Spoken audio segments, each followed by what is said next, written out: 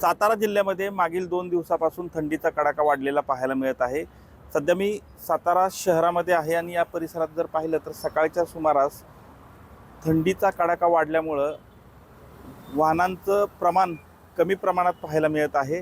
खरं तर महाबळेश्वर आणि साताराच्या तुलनेत विचार केला तर महाबळेश्वरपेक्षा सातारामध्ये थंडीचं तापमान जे आहे ते कमी झालेलं आहे।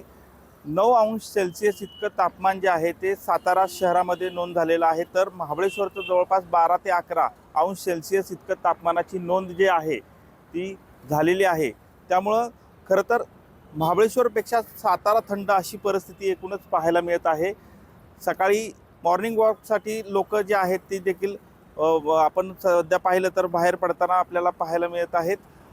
एकूणच सांगायचं झालं तर दरवेळी असं काहीसं चित्र जे आहे ते महाबळेश्वरपेक्षा सातारा थंड असं पाहायला मिळत असताना यावर्षी देखील या दरम्यान सध्या महाबळेश्वरपेक्षा सातारा थंड असल्याचं एकूणच पाहायला मिळत आहे।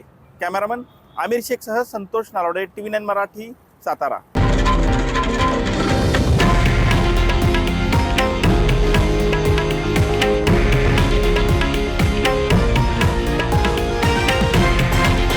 हे आहे देशातील नंबर 1 न्यूज नेटवर्क आणि आपण पाहत आहात TV9 मराठी, एकमेव।